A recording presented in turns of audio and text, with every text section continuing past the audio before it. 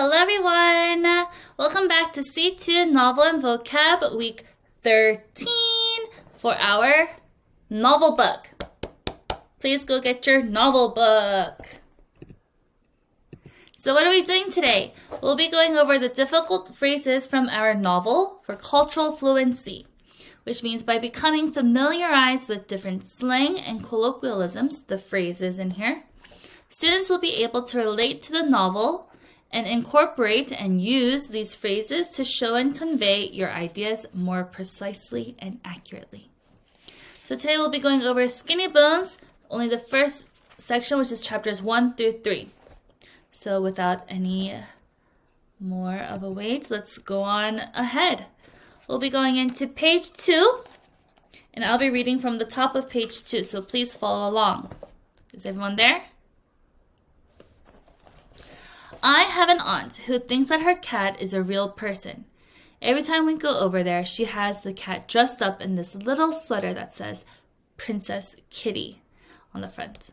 This aunt of mine wouldn't be caught dead giving her cat kitty fritters. She says that kitty fritters taste like rubber. So here, wouldn't be caught dead. The idiom wouldn't be caught dead means that someone strongly dislikes and disapproves something that they would never do within any other circumstances. In the context of this quote here, the narrator is talking about his aunt. Alex is talking about his aunt, saying that this kitty fritter cat food is just not acceptable for her cat to eat. The aunt strongly dislikes it and says that it tastes super bad, comparing it to rubber. So this phrase here means that she thinks that she would never, ever give her cat kitty fritters to eat, and she wouldn't be caught dead. Even if she was dead, her cat would never be eating it. It's just a colorful way of expressing a strong hate towards something. Wouldn't be caught dead. So you can say something like, I wouldn't be caught dead wearing a pink Hello Kitty shirt to school. Maybe you just don't like Hello Kitty. But I like Hello Kitty, so I would wear it.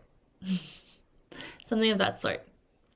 I wouldn't be caught dead wearing gloves and a hat during the hot summer. Something that you just wouldn't be doing. On the same page, let's continue where I stopped reading.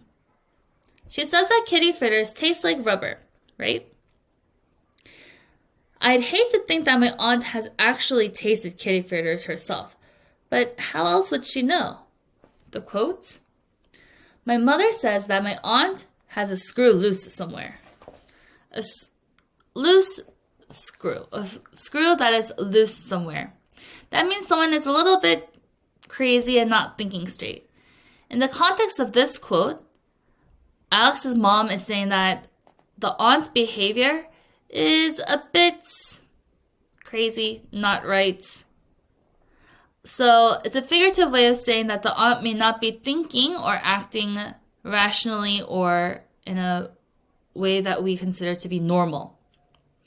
This phrase comes from the quote or from mechanical or engineering context, meaning with like cars and screws and tools, where a loose screw in a machine or a device will cause it not to work properly, right? If we had a machine and then the screw came off, it may not work. So in this sense, having a screw loose means that something is not quite right, which can affect the person's behavior or judgment. So she has the screw loose, meaning she's not thinking straight. It's not just how normal people would think. Fun, isn't this? Let's go to page 3. Up at the top here, in the highlights, it says Kitty Fritters TV Contest. P.O. Box 2343, Philadelphia, PA 19103. Here, I just wanted to teach you a little bit about how we write an address in America. Here, we have the first line of who we're addressing it to. The next line would be the street number and then the street name. However, P.O. Box 2343, what is that? P.O. box is short for post office box, which is a secure and private mailbox located at a post office. People or businesses can rent these P.O. boxes and receive mail and packages without having to give their own and real address. So if you look here, if you go inside a post office, you can see these rental boxes. And here they will have a key, and you can open it. That would be your P.O. box. And the number is which number box you are. Okay. So here next, after that, we have Philadelphia, which is the city. PA, which is short for Pennsylvania, the state. And 19103, which is the zip code. Okay. So here it's just trying to show you, I was just trying to show you how to write an address and what a P.O. box was. P.O. Box 2343. Okay, let's go and switch to page 10. Let me start from the middle. It says, my mother busted out laughing. Not funny, I yelled. The quote. But Mom couldn't help herself. She left the room all doubled over. What does doubled over mean here? If you thought about someone who is bending down, then yes, you are correct. It's to describe a physical position. When someone is doubled over, it means that they are bending forward at the waist, often as a result of a strong emotion or physical discomfort, meaning if it hurts somewhere. In this case, when the mother was leaving, she was bent forward or hunched over, like this picture here, because she was laughing so much about how Alex was caught in a lie. So being doubled over is a common expression used when someone is laughing so hard that they have to lean forward and bend down because of how strong their laughter is. I mean, maybe because their stomach hurts. So here is what his mom would have looked like doubled over. All the students doubled over when I told them a joke in class. Meaning everyone thought that was so funny. They're ah ha ha ha, and they bent down. Doubled over. Or you can say, if someone got hurt, John threw the ball at my stomach and I doubled over in pain and had to go to the nurse because of pain. I like this one. Okay, let's go to page 15. Are you there?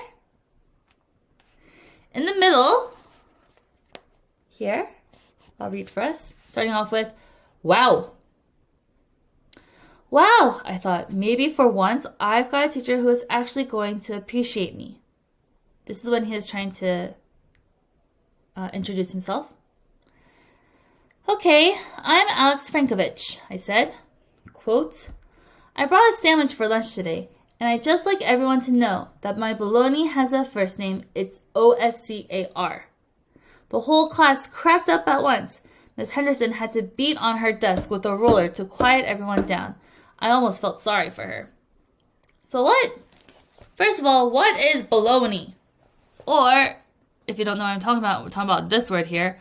Bologna is pronounced bologna, and it is a type of meat. This company, Oscar Mayer, processed a lot of different meat products. So bologna here is like a ham that they use for sandwiches in America. And for this, it's funny, or supposed to be funny, because this company had a commercial on TV before. And it used to go something like, my bologna has a first name, it's Oscar. My bologna has a second name, it's Mayer. Da, da, da, da, da, da, da, da, da, da, da. And it keeps going like that. It's a jingle. It's a song that they had. So he was just trying to be funny, saying that he brought a sandwich for lunch today, and then he started to sing. So I brought a sandwich for lunch today, and I'd just like everyone to know that my bologna has a first name, it's Oscar. And he was trying to make everyone laugh. So he's just trying to humorously and in a funny way bring up this bologna and have everyone laugh.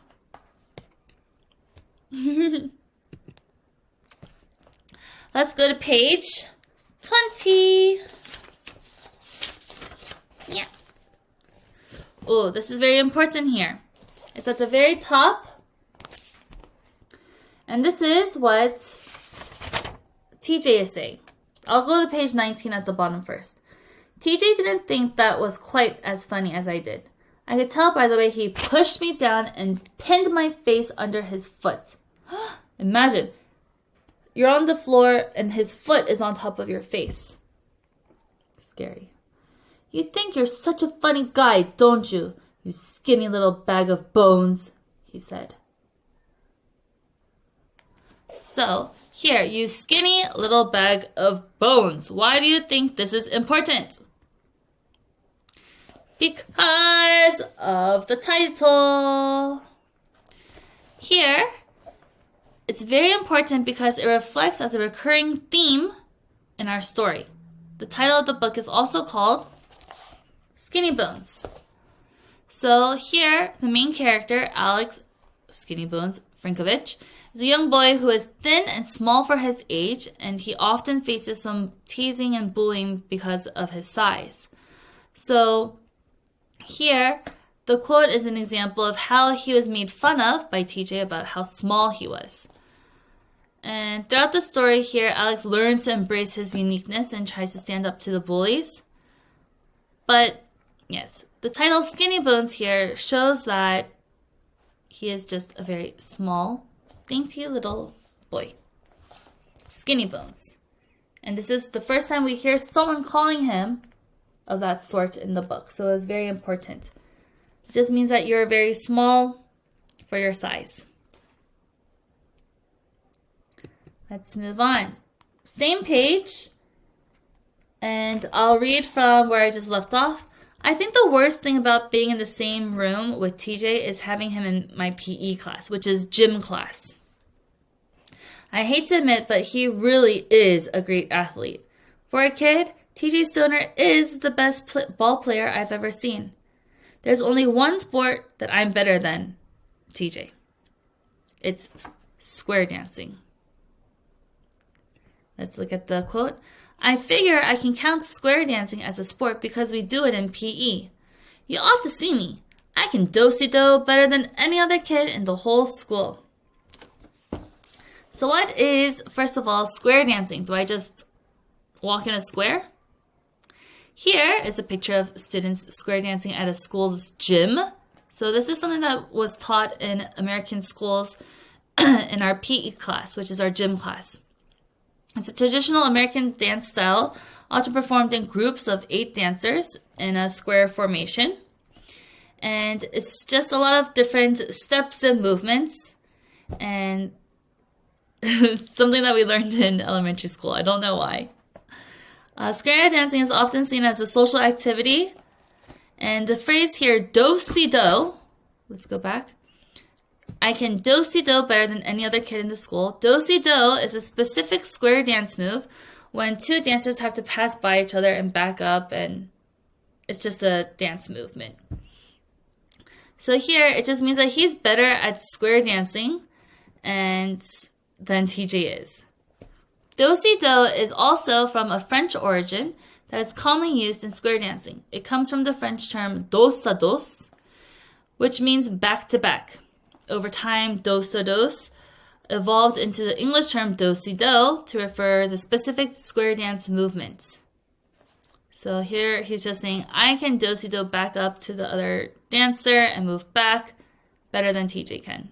He's also just trying to be funny because he's saying that TJ is such a great star at baseball, but he's comparing to himself being a great dancer, which is, some people don't see it as a sport. But here, TJ or Alex does. Okay, let's go to page, I closed my book. Page 21, the next page at the very bottom. Here it says, we're talking about once he won the most improved player. The outstanding players are already so outstanding they can't improve much. Quote, let's face it, The only players on a team who can improve are the ones who reek to begin with. In this context, the word reek is used as a figurative sense. When someone or something reeks, it means that they are performing poorly or they're not very skilled at it. This statement is suggesting that the only players on the team who have potential to improve are the ones who are not very good from the beginning. So he always gets most improved badge because he's not good. But that's not true. So here the word reek also means stink, which means that they're not good. Let's face it also. Let's hear it. Let's face it. What does it mean, let's face it? Let's face it also is an idiom where it says, come on, let's just talk about it. Let's talk about the truth. Let's face it and deal with it. He's saying, bring your attention to this. And I believe this is the last phrase. Please go to page 24. It is the last one. Page 24. I'll start from the very top. We want Alex. We want Alex. Because he's trying to go get his most improved badge. Finally, I just had no choice. I stood up and started making my way down to the bleachers. On my way down, I decided that me and dear old dad were finished. Kaput. Finito. Why is he saying this? And what do these words all mean? He's trying to show his frustration, Alex, because he didn't want to go down to get the most improved player. But he's just saying, oh, that's it. Let's just do it. Finished, kaput, and finito means to emphasize his decision. That him and his father, I don't like anymore because his father kept making him go down. Finished means that something is over or completed, in this case referring to their relationship. Alex decided that he no longer wants to have a relationship with his dad, which is why he went home and put a sign on his door so that his dad wouldn't come in. Kaput is an informal word borrowed from a German which means broken or no longer functioning, meaning that their relationship has no functioning and it's broken. He's just being a bit dramatic. And finito is an Italian word meaning finished or done, and it's used to reinforce the idea of that it is finished. So he's saying finished, kaput, finito, the same three meanings but in different languages.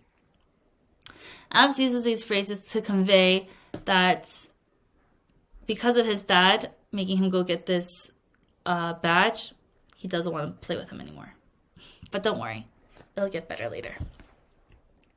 So those are our quotes from chapters 1 through 3. We had quite a few this week.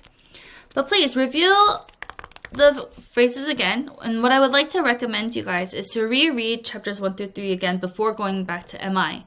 So that you can then see where these phrases come from and then understand the whole story. Because I didn't review the whole story, I just went over some of the phrases. So make sure that you go back, reread them.